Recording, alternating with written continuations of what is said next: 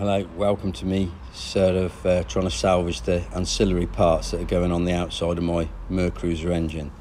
This is the front pulley where the engine bay's been flooded. It's rusted the inside of the pulley and it's pushed these magnets off the inside. So I'm going to stick these back in, and I've marked where they go. I've measured it up. I know where they all go, and that's the top of the magnets there.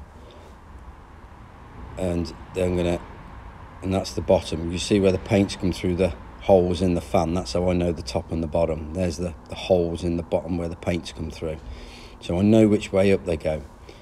I think it's quite important to get these the right way up, because if you hold one of these magnets in the front pulley and you've got it upside down, the magnets repel from each other. If you put it in the same way up, they stick. If you turn it upside down and put it back in, it actually tries to repel. So they've obviously got to go in the same way up, otherwise the magnetic field won't be a constant, because this is the armature for the alternator, this outside bit, these magnets spinning around the outside. And what it does is the stator bolts inside this front pulley. The stator sort of sits in there, bolted to the timing cover, and these magnets spin around the outside of it. And that is the sort of the alternator. The regulator pack is bolted up to the side of the engine. It's actually water cooled as well. And I get the inside of this pulley. I'm going to clean it up to with an inch of its life. Give it a good clean, get any rust, bits of old glue, anything off the inside of this pulley, and I'm going to do exactly the same to all the magnets that I'm going to be putting back in. I'm going to give it a spray now with some degreasing solvent, make sure it's all clean, and spray up all the back of the magnets as well, get those absolutely spotless, grease free, so that when I stick them in, I know that they're going to stay. Now I'm sticking them in with a what's called JB weld. It is a 2-part cold weld adhesive. I've used this a few times in the past and I've had really good success with it. I actually do rate this. It comes in like 2 parts, a bit like epoxy resin glue, and you sort of measure out your even amounts, wind it up together until it's all a constant colour, and then I'm just going to get that on my finger and I'm going to smear a nice even layer all round the inside of this pulley where those magnets sit. And then once I've got a nice layer all around there, it's not a massive thick layer, I don't want it all bulging out, I just need it to hold these magnets in place. When I was cleaning it up, there wasn't really massive amounts of glue that actually held these in. It was just like a little squib on the back of each magnet. So I'm going to get it all in there, tidy it up. And I'm going to get these magnets, and like I say, I'm going to put these in the same way up that they came out. If you look, you can see there's like a full layer of paint on the top of each magnet. And then you can see it's like a blobs of paint on the bottom where the paint's come through the fan. So I know which way up they're going. I know which position they go in the pulley, because I've matched up the paint marks underneath. So they're all going in exactly the same as they came out. So it's the magnetic field will remain constant, and that's it. And because they're magnets, they're holding themselves in place, job done. Now I'm going to come to the fuel pump. This again has been submerged. I've left it soaking in a tank of diesel for a couple of weeks to try and get it to free off. This is the arm that operates the lift pump, runs off the back of that camshaft inside the engine, and the bolt that holds the fuel bowl on the bottom's got a wire lock on it, so I'm just going to cut that off, and I'm going to get a spanner and try and undo it. Not much joy. Socket, have another go. All I seem to be doing is twisting the clamping strap that goes around it. I don't want to damage that too much. Last resort now is a big pair of grips.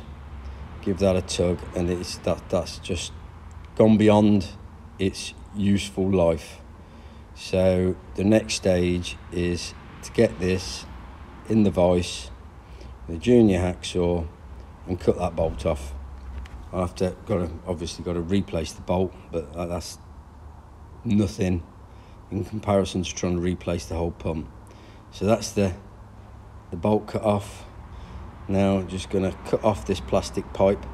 I'll talk about this plastic pipe and explain it when I fit the lift pump back on the engine. It's quite an important part if you've got a mechanical lift pump. But there we go. Now I'm just going to ping off that spring-loaded strap that holds the fuel sediment bowl on the bottom of the lift pump. Pull that off. Now look at that in there. That is a fuel filter, and this is a real old school fuel filter. It's made out of ceramic. I haven't seen a ceramic fuel filter for donkeys, so this hasn't been apart for a long time. It's stuck on there, so just a gentle twist with a pair of grips and off it comes. Like I say, that's a ceramic. It almost seems a shame to chuck that away and put a paper filter in there, but that's what I should be doing. There's the rubber that seals that ceramic filter and the fuel bowl on the bottom of the pump. Inside, actually, luckily, from inside the bottom there, it don't look too bad. It looks pretty clean inside. No sort of signs of corrosion or anything. So I'm just going to whip the top off of it and have a look inside to check and see what the diaphragm's like. Got to remove one of the fittings out the side of the pickup, out the side of the pump to get to all the screws. And because I've had this soaking for a week, luckily all these screws, once they've moved, are all coming out. So go around, whiz all those out, pop that off, just gently, because I don't want to damage the diaphragm, because if it's all right, it's going back in. And that's where there are two valves, inlet and outlet valve are in that body there, and this looks really clean. There's fuel comes in around the outside the filter, comes through the filter and then up through the inside there, through these valves. One opens when it sucks, closes when it blows. It's just two sort of like non-return valves. There's the diaphragm in there. So we go around the diaphragm, there's no cracks, doesn't look perished or anything. This is good news. Okay, so quite happy with how that all is. So you're gonna whiz that back together. I've freed it all off, and got to make sure when you put in this back together, you've got the orientation right, so that your inlet and outlet pipe are in the same place. I've got a paper fuel filter there, which I'm putting in to replace it. Now I'll put the fuel bowl back on, put the clip round it, then I've got a new bolt with a new nut, whiz it in there, give it a nip, and then that is ready to go back on. And just see if it works. Sounds good. This is the starter motor. Now this has been submerged as well. As you can see, it's been full of water. They're the brushes. There are little springs that hold those brushes against the commutator inside the motor, and their corrode is solid. There's supposed to be springs behind there, and those springs have rotted away. And there's a good go of rust inside this thing, so we'll rip it apart a bit more, see if it is salvageable. And you can see where the rust has actually peeled off the lacquer inside the starter motor on the commutator. Okay, this is the housing. This is the armature part where the magnetic field is created, and that's the inside. You can see there, it's just rusted really bad. I think the best thing I can probably do with this part is chuck it in the bin and start again. These are the brushes. They're supposed to be sprung loaded to press against the commutator, and the spring on this side's completely rotted. It's all seized up, a good mat of rust.